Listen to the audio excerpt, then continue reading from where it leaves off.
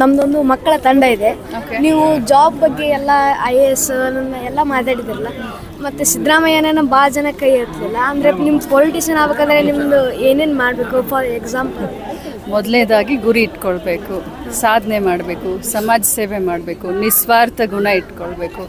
ಸಮಾಜ ಸೇವೆ ಅಂತಂದರೆ ಬೆಳಗ್ಗೆ ಎದ್ದು ಕಸ ಗುಡಿಸೋದು ಇದನ್ನು ಮಾಡೋದು ಅಲ್ಲ, ಬೇರೆಯವ್ರಿಗೆ ತೊಂದರೆ ಕೊಡೋದು ಹಾಗೆ, ಬೇರೆಯವ್ರಿಗೆ ತೊಂದರೆ ಕೊಟ್ಟರೆ ಅದನ್ನು ಕಂಟ್ರೋಲ್ ಮಾಡೋ ಹಾಗೆ, ಸಮಾಜವನ್ನು ಚೆನ್ನಾಗಿ ನೋಡ್ಕೊಳ್ಬೇಕು, ಜಾತಿ ರಹಿತ ವರ್ಗರಹಿತ ಸಮಾಜ ನಿರ್ಮಾಣ ಮಾಡಬೇಕು ಅಂತ ತಲೆಯಲ್ಲಿ ಇಟ್ಕೊಂಡು ಲೀಡರ್ಶಿಪ್ ಗುಣ ತಗೊಂಡು ಮುಂದೆ ಹೋಗಬೇಕು.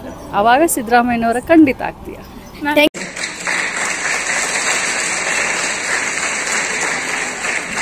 ಇವತ್ತು ಸಮಾಜದಲ್ಲಿ ಸ್ವಾಸ್ಥ್ಯ, ಸಮಾಜ ಸುಮಧುರವಾಗಿರ್ಬೇಕು.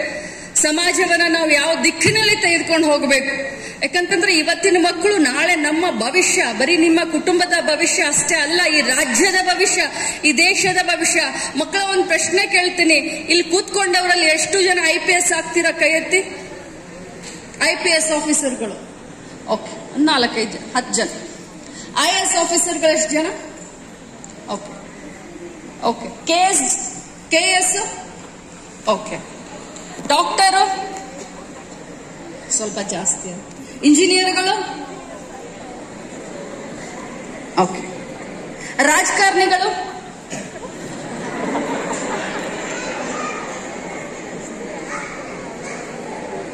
ಹೋಗ್ಲಿ.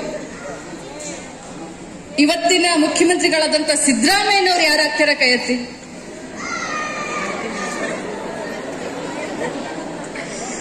ನಾನು ಯಾಕೆ ಈ ಮಾತನ್ನ ಹೇಳ್ತಾ ಇದ್ದೀನಂದ್ರೆ, ಇವತ್ತು ಒಂದು ಎಲ್ಲರ ತಲೆಯಲ್ಲಿ ಒಂದು ಭಾವನೆ ಬಂದ್ಬಿಟ್ಟಿದೆ. ಏನ್ ಭಾವನೆ ಬಂದಿದೆ? ರಾಜಕಾರಣಿಗಳು ಅಂತಂದ್ರೆ ಕರಪ್ಷನ್ನು, ರಾಜಕಾರಣಿಗಳು ಅಂತಂದ್ರೆ ಸುಳ್ಳು ಮಾತಾಡೋರು, ರಾಜಕಾರಣಿಗಳು ಅಂತಂದ್ರೆ ಪದೇ ಪದೇ ಬಣ್ಣ ಚೇಂಜ್ ಮಾಡೋರು, ಒಂಥರ ಪೋರ್ಟ್ರೇಟ್ ಮಾಡಿದ್ದಾರೆ ರಾಜಕಾರಣಿಗಳನ್ನ. ಆದ್ರೆ ನಿಮಗೊಂದು ಸತ್ಯವಾದ ಮಾತನ್ನ ಹೇಳಲಿಕ್ಕೆ ಬಯಸ್ತೇನೆ.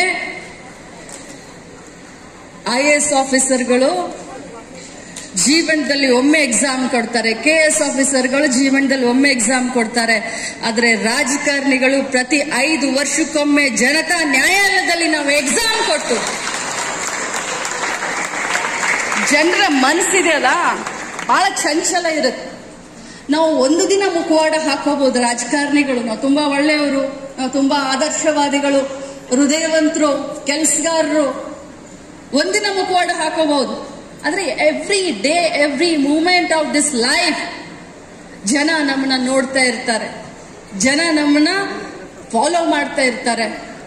ಈ ದೇಶ ಸುಧಾರಣೆ ಆಗಬೇಕು ಅಂತಂದ್ರೆ ಏನು ಒಂದು ಪೋರ್ಟ್ರೇಟ್ ಆಗಿದೆ ರಾಜಕಾರಣಿಗಳ ಬಗ್ಗೆ ತಮ್ಮ ತಲೆಯಲ್ಲಿ ಅಂತಂದ್ರೆ ಅದನ್ನ ಸುಧಾರಣೆ ಮಾಡುವಂತ ಜವಾಬ್ದಾರಿ ಕೂಡ ನಾಳೆ ನನ್ನ ಪ್ರಜೆಗಳಾಗುವಂತ ನನ್ನ ಮಕ್ಕಳ ಮೇಲೆ ಇದೆ.